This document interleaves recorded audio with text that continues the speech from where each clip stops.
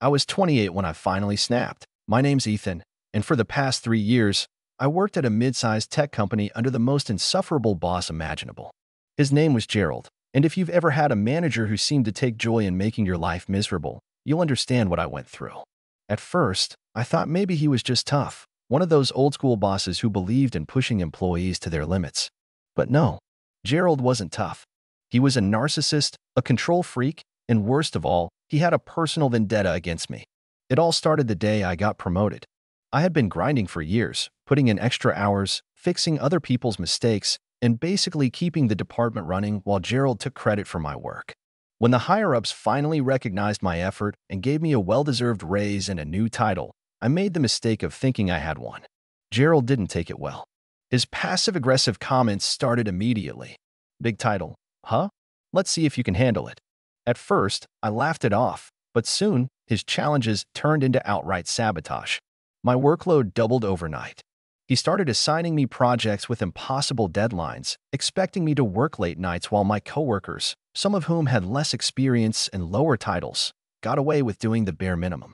Ethan, I need this entire report rewritten by tomorrow morning, he'd say at 5 p.m., grinning as he handed me a stack of files. Shouldn't be too hard for someone with your new position. I put up with it at first.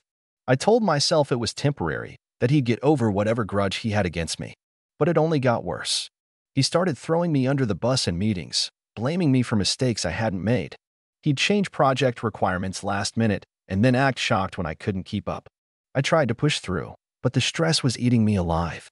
I was barely sleeping, snapping at my girlfriend, missing family events. And the worst part? He knew exactly what he was doing.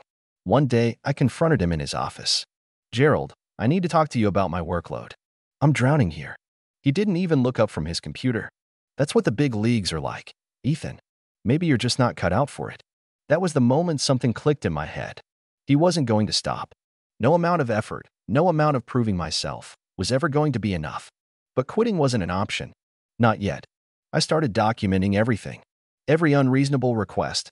Every time he changed project requirements last minute. Every time he blamed me for something out of my control. I kept emails, saved Slack messages, even recorded a few of our conversations when he got particularly nasty. Then came the final straw. Gerald called me into his office one Friday afternoon, a smug grin on his face. Ethan, I've got a new challenge for you. I already knew whatever it was going to be awful. I need you to put together a full presentation for the board meeting on Monday. From scratch. You'll need to work all weekend. I clenched my jaw. Gerald, the board meeting presentation takes months to prepare. That's not possible. His grin widened. That's why I gave it to you. Let's see if you can handle it.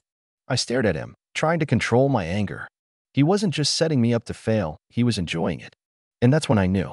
It was time. I took a slow breath and forced myself to nod. Sure thing, Gerald. He smirked, thinking he'd won. What he didn't know was that I had already been planning my exit. And when I left, I wasn't going quietly. That weekend, I didn't work on the board presentation. I didn't open a single file.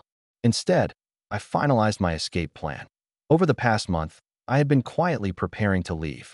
The documentation I had gathered on Gerald's abuse wasn't just for my records, it was leverage.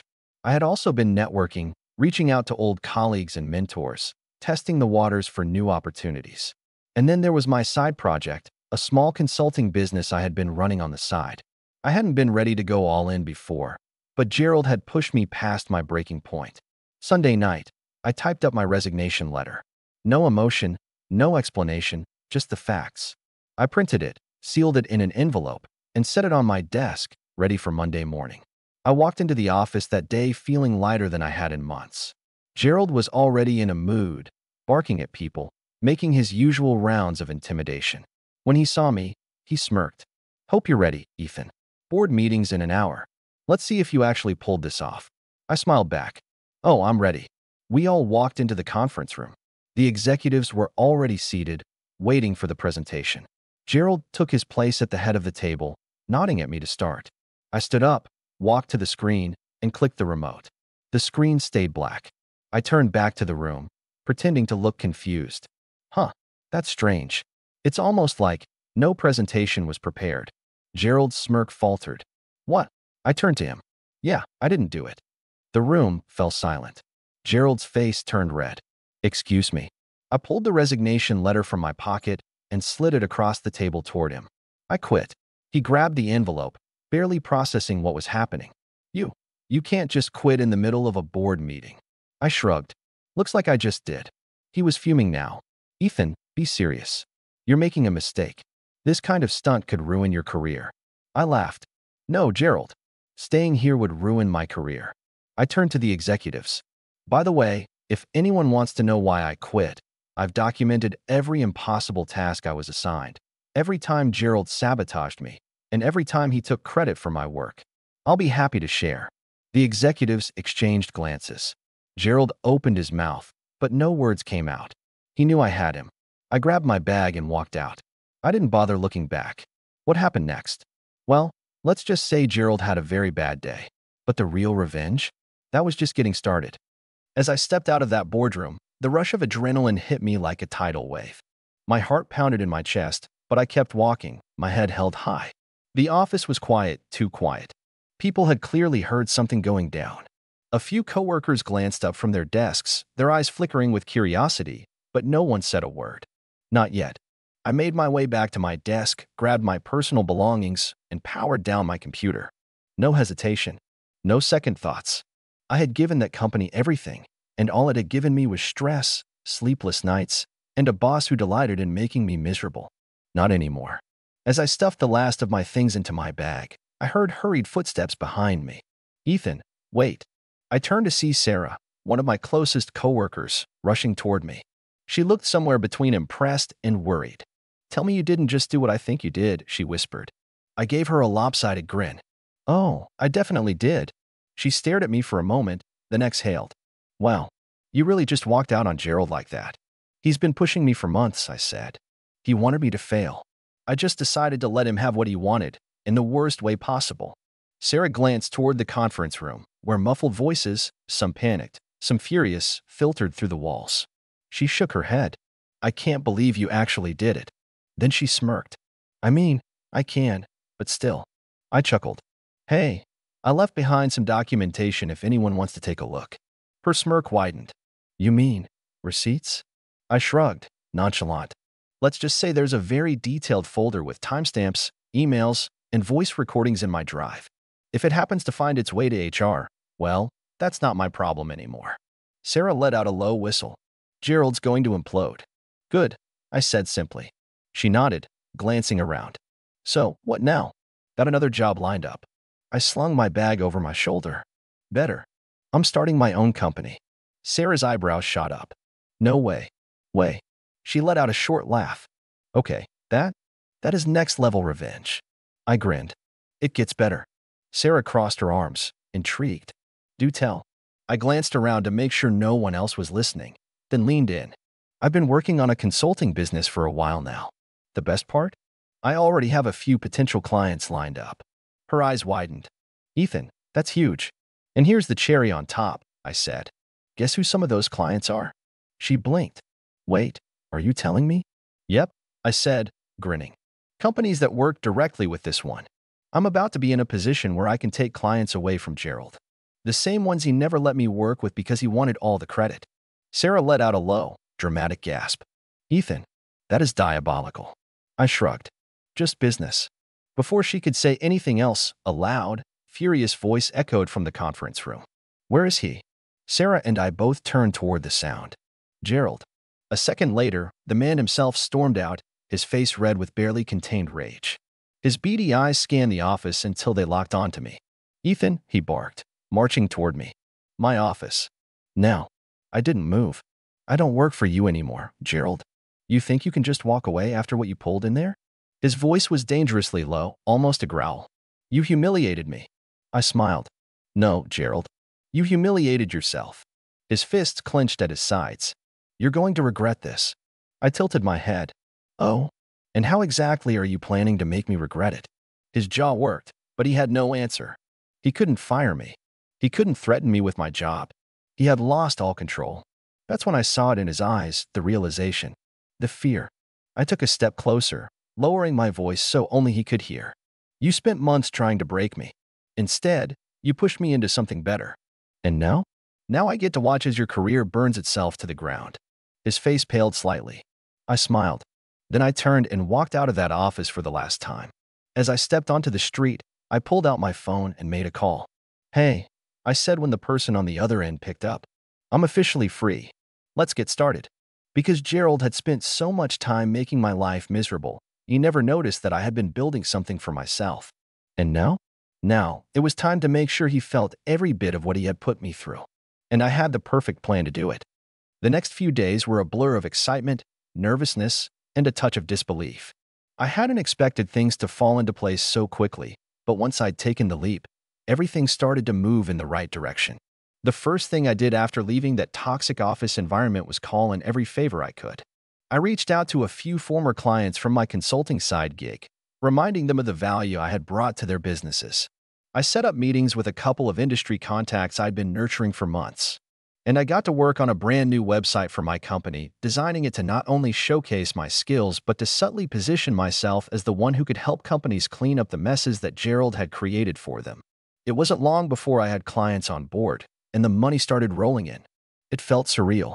Each new contract was a small victory, but it was also a reminder of everything Gerald had taken from me. He had kept me under his thumb for years, and now I was finally free, building something that was mine. But as my consulting business began to take off, something darker loomed in the background. Gerald. He didn't take kindly to me walking out. I knew he'd try to retaliate in some way, but I hadn't anticipated just how far he'd go. It started with emails. Every day, I'd open my inbox to find multiple messages from Gerald, some terse and professional, others more desperate. He was trying to salvage his reputation with the higher-ups, using my departure as the central theme of his explanations.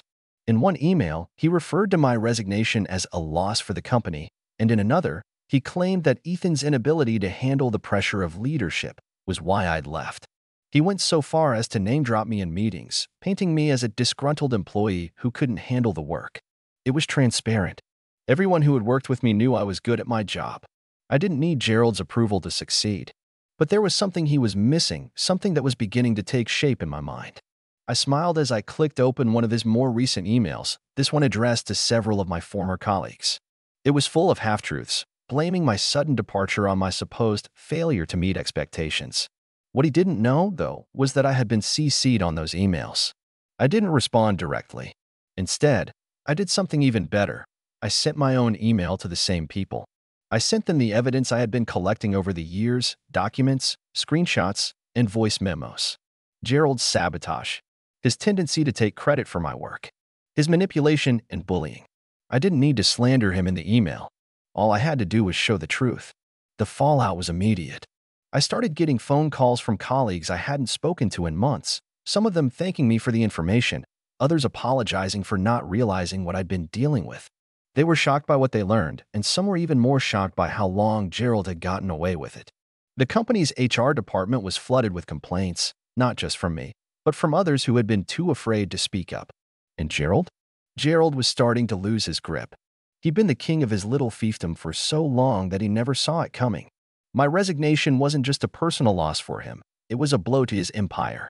The higher-ups who had once blindly followed his leadership were now questioning him. They started reaching out to me, not for revenge, but for advice on how to clean up the mess he'd left behind. And here's where it gets really sweet. Gerald, in his desperation, made the fatal mistake of reaching out to me. It was a Friday afternoon when I got the call. My phone rang, and the name that appeared on the screen made my stomach churn. Gerald. I stared at it for a moment before answering. "What do you want, Gerald?" There was a long pause on the other end. When he finally spoke, his voice was strained, almost pleading. "Ethan, look. We need to talk." I leaned back in my chair, feeling the weight of everything I had been through with him. I had to admit, there was a part of me that wanted to gloat. But that wasn't why I had left in the first place. I had left to build something better. Talk about what? I asked, keeping my tone cool. I want to make things right, he said, stumbling over his words. "I know I messed up, okay? I know you're upset, and maybe I pushed you too far. But we can fix this, Ethan. You and me. I cut him off. "Gerald, I'm not interested in fixing anything with you. You don't get to call the shots anymore. I'm not going back. I'm not working with you. I don't want your apology." His tone shifted, becoming more aggressive. "You think you can just walk away from everything I gave you? Everything I did for you? You think you're going to be successful without me? I leaned forward, my voice steady but firm. Everything you gave me? You mean the impossible tasks, the sabotage, the emotional manipulation? Yeah, I'm doing just fine without you, Gerald. Maybe you should have thought about that before you ruined every chance we had to work together. His silence told me everything. He had no idea how to respond. He had never been the one to apologize, never been the one to admit fault. But that was the problem with Gerald. He thought he could control everyone and everything. He had underestimated me. And now, as my business continued to grow, as I moved further away from the wreckage of my old life, I realized something. The true revenge wasn't in making him pay for everything he had done. It was in thriving without him. It was in watching him flounder while I built something real. I hung up the phone, but my victory wasn't over yet. I still had one last move to make. It was time to take what I had built and show Gerald exactly what he had lost. And that's exactly what I did. A few weeks passed, and things at my company were booming. I had officially surpassed the income I'd made working under Gerald, and I had more clients than I could handle. The freedom to build something on my own, without his interference, was more satisfying than I could have ever imagined. But I wasn't finished. There was one last part of my plan I hadn't fully executed yet, showing Gerald what he had lost. It wasn't about revenge in the way people typically think. No, it was something much more subtle, much sweeter. One afternoon, I got an invitation to a corporate networking event in the city. It was the kind of event where big companies sent their top leaders to mingle with smaller, rising businesses. A perfect opportunity for me to meet new clients. But it also presented an opportunity for one final conversation with Gerald. As soon as I entered the room, I spotted him, standing by the bar, looking exactly like the man I remembered, except now there was a certain tension in his posture. He hadn't seen me yet. I waited for a moment before walking over. "Gerald," I said, my voice calm, a hint of satisfaction threading through my tone. He turned, and his eyes immediately widened. For a moment, he didn't say anything. Then his face flushed red, and he forced a strained smile. "Ethan, I didn't know you were going to be here." I let the awkwardness settle for a second before responding. "Yeah, well, it's funny. I got invited, and I thought it would be a good way to see how things are going with the company. You know, the company you left me with." Gerald shifted uncomfortably, his gaze darting around the room as if looking for an escape. But there was nowhere to run. I had him cornered. "I see your company's doing well," he said, his voice thick with a mix of begrudging respect and annoyance. I smiled, a slow, deliberate grin. "It's going great, actually. We've grown by 40% since I left. Just signed a huge deal with a startup that's expanding globally. I'm in a much better position now than I was before. And it feels so good." The words stung him, and I could see it. Gerald, the guy who had thought I was nothing without his leadership, was realizing just how wrong he had been. I could feel his anger simmering beneath the surface. But I wasn't done. "I just wanted to stop by," I said casually, letting the weight of my words settle in. "You know, to see how you were doing, and to let you know that I'm doing fine without you. You really did me a favor when you kept piling on those impossible tasks. It was exactly what I needed to push me to start something better." There it was. The jab. Gerald's eyes flickered with a mixture of rage and regret. "You think you're better off without me? You needed me," he spat, his voice rising slightly. "Without me, you'd still be stuck in that miserable job. You'd still be under my thumb, just like everyone else." I took a deep breath, keeping my composure. "I don't think you get it, Gerald. The truth is, you were never the reason I stayed. You were the reason I left. I stayed for the work, for the people I could help.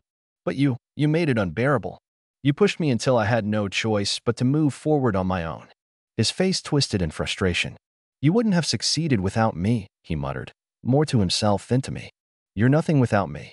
I could have gotten into a long argument with him, but I didn't want to waste my time. Instead, I leaned in a little, my voice steady but sharp. "You know what's funny? I was nothing without you. But now, I'm everything. And you? You're stuck. People are leaving, clients are backing out. You might want to start looking for something else." I turned to walk away, savoring the moment, knowing that I'd finally, truly broken free. Gerald's empire wasn't invincible. It had crumbled under the weight of his arrogance, and now it was just a shell of what it once was. Before I walked out of the event, I glanced back at him one last time. He was standing there, still fuming, but now surrounded by a group of people who were clearly starting to question his leadership. The final, bitter truth hit me then. All he had tried to control, all the fear he had instilled in me, was nothing but smoke and mirrors. He wasn't a king. He was just a man afraid of losing his power. I smiled, feeling lighter than I had in years, and stepped out into the night. My revenge was complete, not in taking something from him, but in building something that could never be taken away.